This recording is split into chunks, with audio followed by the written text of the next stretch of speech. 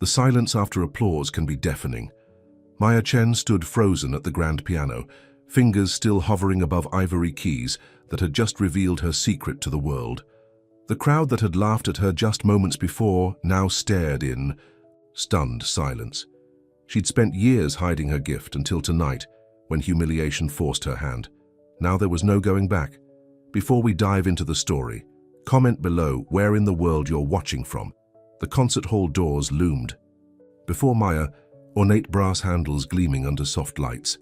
She clutched her worn leather portfolio tighter against her chest, feeling out of place among the steady stream of well-dressed musicians filing inside. The September air carried a slight chill, but sweat dampened her palms.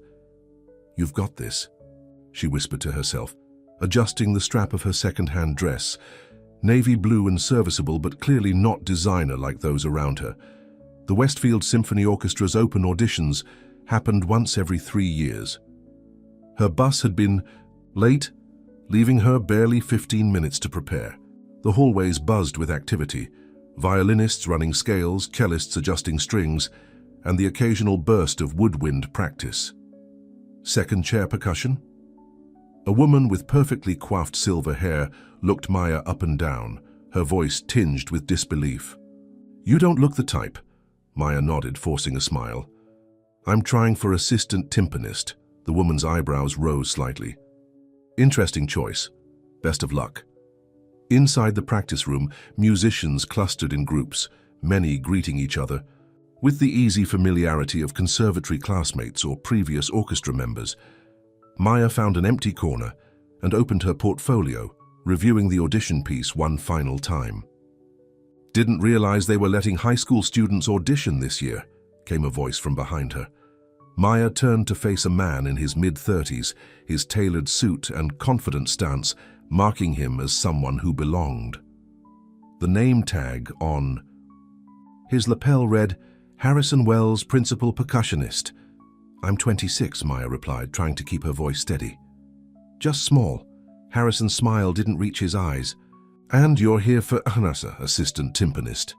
He laughed genuinely this time. "Bold choice. Those positions usually go to Juilliard grads, or at least someone with conservatory training." "I studied music education at State," Maya said, the words sounding hollow even to her own ears. "State? That's quaint." Harrison gestured toward the practice timpani in the corner. "Well, don't let me keep you from warming up. Though I should warn you, Jeffrey has been our assistant for 5 seasons, and he's practically guaranteed to keep his spot." Maya watched him walk away, joining a group of percussionists who all turned to look at her before sharing a laugh. Her cheeks burned, but she straightened her shoulders and headed for the practice equipment. The timpani felt familiar under her hands, a comfort amid the intimidating surroundings. She ran through a few basic exercises, keeping her movements small and efficient. 10 minutes until first auditions, called a stage manager, poking his head into the room. The announcement sent a ripple of activity through the space. Maya gathered her music and headed toward the audition hall. As she approached the door, someone bumped her hard from behind. "Sorry about that," said a tall man with a goatee. Jeffrey, based on his name tag. His apology might have seemed genuine, if not for the smirk he shared with Harrison as he passed. Maya steadied herself, taking a deep breath before entering the audition space. The judges sat behind a long table, 5 serious faces, including Maestro Phillips, the renowned conductor, whose recordings had inspired Maya throughout college. "Name and position?" asked a woman at the center of the table. "Maya Chen, auditioning for assistant timpanist." Harrison, who had slipped in to observe from the side of the room, coughed loudly. "Ambitious," he muttered, just loud enough for everyone to hear. "Whenever you're ready, Miss Chen," said Maestro Phillips, ignoring the comment. Maya approached the timpani set, adjusting the height slightly. The mallets felt light in her hands as she positioned herself. She closed her eyes briefly, centering. Her focus then began. The piece demanded precision, dynamic control, and impeccable timing. Maya lost herself in the rhythm, her small body moving efficiently between the 4 drums. For 2 minutes, nothing existed beyond her, the mallets and the resonant skins beneath them. When she finished, there was a moment of silence before Maestro Phillips made a note on his pad. "Thank you, Miss Chen. he said, expression unreadable. "We'll be in touch." As Maya gathered her things, she heard Harrison's voice from the corner. Technical execution was fine but lacked presence. Timpani requires strength. Maya hurried out, cheeks burning again. In the hallway, Jeffrey and 2 other percussionists blocked her path. "Hey, nice try in there," Jeffrey said, in sincerity, dripping from every word. "But don't get your hopes up. Some instruments just need a certain physical presence." His companions nodded in agreement. Maya clutched her portfolio tighter. "I've been playing since I was 6, she said quietly. "Playing, sure," Jeffrey grinned. "But performing with a world-class orchestra, that's different. Maybe try the youth symphony across town. They might need someone to teach the kids." Laughter followed her as she pushed past them toward the exit. Outside, Maya blinked back tears, the cool evening air a relief against her flushed face. Her phone buzzed with a text from her roommate. How'd it go? She couldn't bring herself to respond. 3 days later, the email arrived. Maya stared at her phone screen, reading the words repeatedly. "We regret to inform you that you have not been selected for the position of assistant timpanist. However, we would like to offer you a position in our administrative staff as assistant to the program's coordinator." Maya's stomach sank. Not even a callback. Just a pity job offer, because she had checked the "interested in administrative positions" box on her application. That evening, she accepted the administrative role.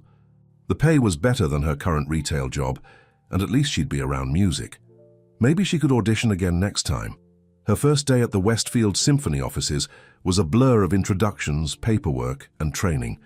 By afternoon, she was settled at her desk outside the program's coordinator's office, organizing the upcoming season's concert schedule. Maya, right? Harrison Wells appeared at her desk, looking impeccable in concert black. "Heard you joined the admin team. Good fit, you've got that detail-oriented look about you." "Thank you," she replied stiffly. "Congratulations on another season as principal." 10 years running, he said with a smile. "We're having drinks Friday." "After rehearsal. Staff's invited too, you should come." Maya hesitated before nodding. Networking was important, even if it meant enduring Harrison's condescension. Friday's gathering took place at an upscale bar near the concert hall. Maya arrived late, having stayed to finish updating the mailing list. The space was crowded with musicians and staff, laughter and conversation flowing as freely as the wine. She found a quiet spot at the bar, ordering a club soda. From across the room, she spotted Harrison holding court with several orchestra members, including Jeffrey. "You're the new program's assistant, right?" A woman with curly red hair claimed the stool beside Maya. "I'm Eliza, second violin." Maya: "Nice to meet you. So what's your story? Music student?" "Music education graduate. I play percussion." Eliza nodded. "Cool. Did you audition this season?" "Timpani didn't make the cut. Tough section to crack. Harrison runs a tight ship and he's got his favorites." Their conversation was interrupted by Harrison's booming voice. "Everyone, attention please." The room quieted as he raised his glass. "To another brilliant season of music making. And to our newest admin staff who keep things running smoothly, while we do the real work." Laughter rippled through the crowd. Maya forced a smile as several gazes turned her way. "Although," Harrison continued, "I heard one of our new admins actually auditioned for percussion. Maybe we should give her another shot." More laughter, less polite this time. Maya felt her face growing hot. "Come on, Harrison," Eliza muttered. "In fact," Harrison said, "there's a piano right there. Maya, why don't you show us what you can do? Administrative skills are great, but we're all curious about your musical ones." All eyes turned to Maya, who sat frozen on her bar stool. The upright piano in the corner suddenly seemed miles away. "I auditioned on timpani," she said quietly. "But surely you play piano too. Every music education major does." Harrison's smile was challenging. "Just a little something? Humorous?" Jeffrey chimed in. "Yeah, come on. Chopsticks, at least." Maya stood slowly, her legs feeling unsteady. The short walk to the piano felt like walking to an execution. The instrument was old but well-maintained, its bench worn smooth from years of use. She sat down, adjusting her position automatically, muscle memory taking over despite her racing heart. "What should I play?" she asked, her voice barely audible, over the murmuring crowd. Surprises, Harrison called. Something easy. Maya placed her hands on the keys, her mind racing through possibilities. Something easy, something simple that wouldn't embarrass her further. Instead, her fingers found the opening notes of Rachmaninoff's Piano Concerto No. 3. The room fell silent as the complex, cascading notes filled the space. Maya's small hands stretched impossibly across the keyboard, executing the notoriously difficult passages with fluid precision. Her body swayed slightly as she leaned into the music, eyes closed, completely lost in the piece. She played for nearly 5 minutes, the concerto's most technically demanding section, before ending on a gentle phrase that lingered in the suddenly silent room. When Maya finally looked up, 30 stunned faces stared back at her. Harrison's mouth hung slightly, open, his drink forgotten in his hand. "Holy shit," someone whispered. Eliza recovered first, breaking into applause that quickly spread throughout the room. Maya's hands trembled as she placed them in her lap. "I think I misheard your audition instrument," Maestro Phillips said, emerging from the back of the crowd. "Why weren't you trying out for piano?" Maya swallowed hard. "You don't have any piano openings." "We will next season. Alice is retiring." Harrison approached the piano, his earlier smugness replaced by genuine confusion. "Where did you study?" "That was concert pianist level." "I didn't," Maya said, "not formally anyway. My grandmother taught me until I was 12. After that I taught myself."